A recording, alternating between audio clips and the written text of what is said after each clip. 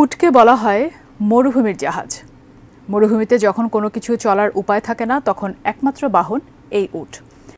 কিন্তু শত শত বছর ধরে এই প্রাণী মরুর বুকে বসবাস করে আসলেও কখনো যানজটের সৃষ্টি হয়েছে এমন খবর শোনা যায়নি। তবে ইদানিং মরুর বুকে উট চলাচল নির্বিঘ্ন করতে বসানো হয়েছে ট্রাফিক সিগন্যাল। কোথায় ঘটলো এমন অদ্ভুত ঘটনা, আর কেনই বা বসানো হলো এই সিগন্যাল? বিস্তারিত সহকর্মী সাইমুম প্রভার রিপোর্টে।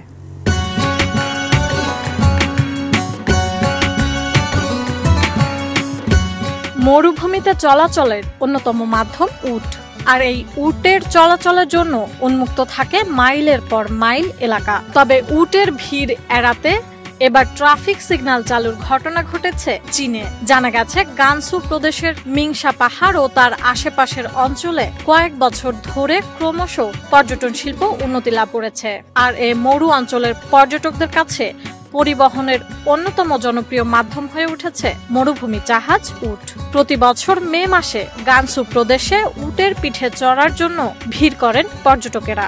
এ সময় কুমটাক মরুভূমির মিংসা পাহাড় ও ক্রিসেন্ট স্প্রিং অঞ্চলের মনোরম পরিবেশ উপভোগের জন্য পর্যটকেরা এখানে এসে থাকেন। এই সময়টাতে পর্যটকেরা উটের পিঠে চড়ে আশেপাশের মনোরম দৃশ্য উপভোগ করতে মূলত এই এলাকাগুলোতেই যান।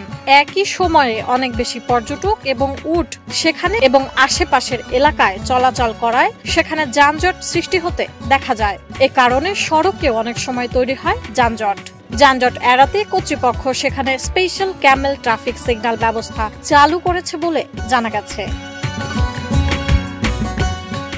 জানা যায়, গত বছর পর্যটনের সময় অন্তত ২,৪০০ উটের পিঠে চড়ে হাজার হাজার পর্যটক এই এলাকা ভ্রমণ করেন। এতে অনেক সময় সেসব রাস্তায় দীর্ঘ যানজট লেগে যায়। এর মধ্যেই বেশ কিছু দুর্ঘটনাও ঘটার খবর পাওয়া যায়। মৃত্যু হয় কয়েকটি উটের। সেই সমস্যার সমাধান করতে এ বিশেষ ট্রাফিক সিগন্যাল ব্যবস্থা চালু করা হয়েছে বলে জানা গেছে।